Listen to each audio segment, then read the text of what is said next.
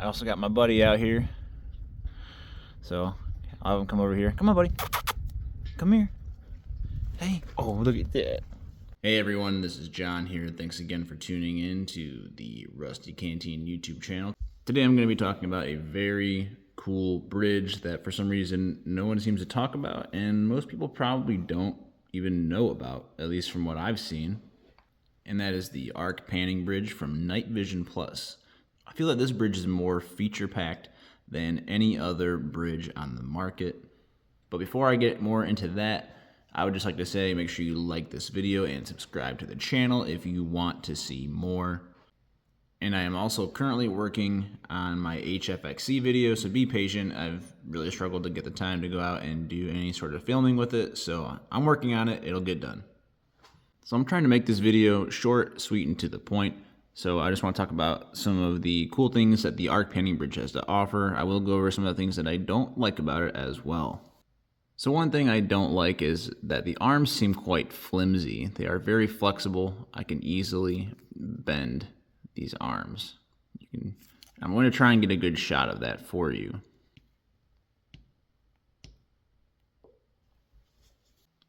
And just to be clear on the bending of the arms, I'm not a product design expert. Maybe that's a good thing. Sometimes things can be too rigid. Sometimes things can be too flexible. So I don't know. Maybe that's not a bad thing at all. Another issue I have is that this bridge is just very big, although I guess it's not really so much of an issue as it is just me nitpicking because it's still narrower than your nods. And another issue I have, and once again, not so much an issue, it's more so just me nitpicking, is that I can't use any sort of other mounting options with this bridge. It only uses a standard PVS 14 1/4-20 thread style mount. So for someone like me who has RVMs and has a dovetail mount as well as the standard 1/4-20, I would love an option where I could swap arms and mount to the dovetail on my housings. But that's kind of biased because I'm an RVM owner. Now, what makes this bridge so cool is it does something that no other bridge or even, panning vinyl housing on the market is able to do.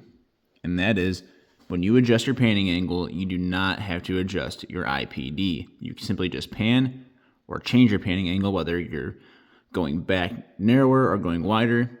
All you have to do is pull the arms out, and you don't have to make any other adjustments. You're good to go. And so I'll show you that here. As you pan further out, not only do your pods pivot, they also move further apart from each other.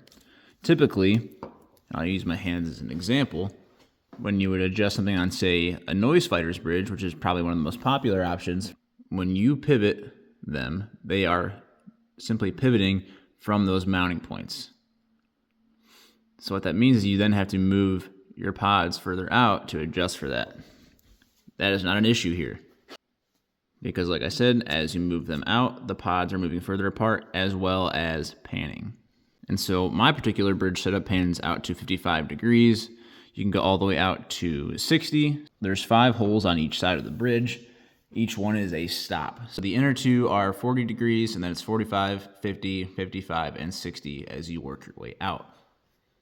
You can adjust the max panning angle so it won't allow you to pan past that if you just move those screws to their respective holes of the angle that you would like to have. As for overall construction, this bridge is mostly 3D printed, other than your fasteners and your shoe. The arms also have locking tabs, which allows you to correctly position your monoculars on the arms when you are mounting them, so that way you know that they should be fairly well aligned with your vision. And obviously there is no auto pod shutoff feature, because those connections would typically be where these points are. Although RVMs don't support independent pod shutoff anyway, so it really doesn't matter in my case. It has 6 screws on the main bridge, which is what holds the panning pieces into the main bridge system that the shoe is mounted to. It has relief cuts of some sort or molding designs, which helps cut down some weight. And it also has 2 retention points on the back side of the main bridge, which is nice because bridges should have retention points. My RVM bridge doesn't even have retention points. That being said, I would still trust my RVM bridge over this one if I were in a scenario where I felt like my life was dependent on me having night vision.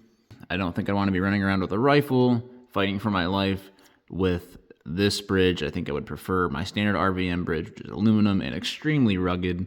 Anyway, that's it for today. I appreciate y'all sticking around and watching this super boring video. There will be more boring videos to come. Make sure you like this video, subscribe to the channel, and keep an eye out for them. Thanks, guys. Bye.